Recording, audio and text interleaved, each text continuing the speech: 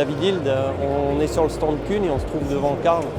Karl, c'est un concept autonome de grande culture. Et donc c'est une grosse nouveauté pour nous ici. C'est la première fois qu'on l'expose.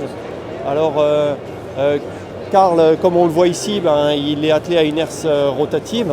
Et la philosophie du Karl, c'est de dire que c'est l'outil qui est le chauffeur en fait. Donc l'unité de traction, elle va recevoir des informations qui viennent de l'outil et qui vont permettre d'adapter les paramètres, adapter la vitesse d'avance, adapter le travail réalisé.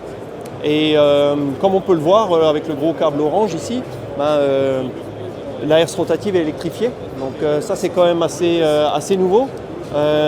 Et ça permet plein de choses en fait. Ça permet notamment d'avoir un sensoriel sur la machine qui est vraiment affûté, puisqu'on va mesurer en fait la prise de consommation, et avec ça on va renvoyer les infos qui servent à l'unité de traction, à Karl, de s'adapter. Ça permet aussi par exemple sur un blocage d'une pierre dans la herse rotative, de débloquer en tournant à l'envers. Donc on peut tourner dans les deux sens, ce qui n'est pas forcément le cas avec une prise de force standard.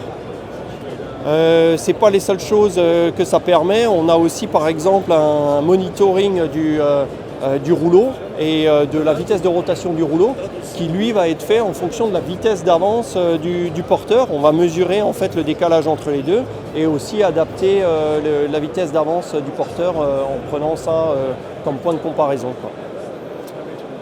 Une autre grosse philosophie du concept Karl, c'est de faire 2,50 m de largeur.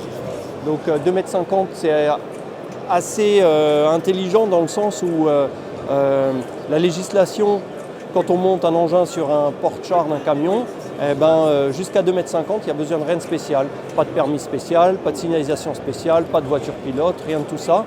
Et du coup, ça rend la logistique beaucoup plus facile pour transporter Karl d'une parcelle à l'autre, quoi. Et le troisième gros point vraiment de ce concept, c'est que ça marche en flotte. Ça veut dire quoi ça? Ça veut dire qu'on est capable de mettre dans un seul champ 1, 2, 3, 4, 5 Karl pour moduler le débit de chantier en fait en fonction de la taille de la parcelle et en fonction du temps qui nous reste pour réaliser la tâche. Ou alors d'avoir un Karl qui va faire une opération dans un champ, il a fini, il prévient son utilisateur qui va le chercher et va le mettre dans l'autre champ avec l'autre Karl qui était déjà en train de travailler pour finir la parcelle plus vite. Et tout ça est géré par un système de management de la flotte qu'on a développé chez Kuhn et qui permet d'optimiser tout le temps le débit de chantier. On est aussi sur quelque chose qui est complètement autonome. Ça veut dire quoi? Ça veut dire qu'on peut tourner beaucoup plus qu'un chauffeur en fait en termes de nombre d'heures. Donc c'est le principe de la robotique, hein. Donc on va être sur un travail qui peut durer en théorie H24.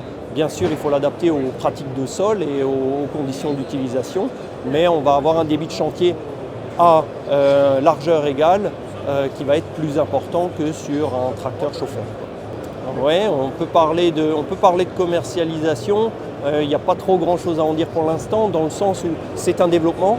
On est encore sur un prototype qui est exposé ici. D'ailleurs, la machine qui est là, elle a travaillé 200 heures, celle-ci. On a plusieurs prototypes qui tournent, mais la commercialisation sera certainement dans les années qui viennent. Mais pour l'instant, on n'a pas de date à annoncer.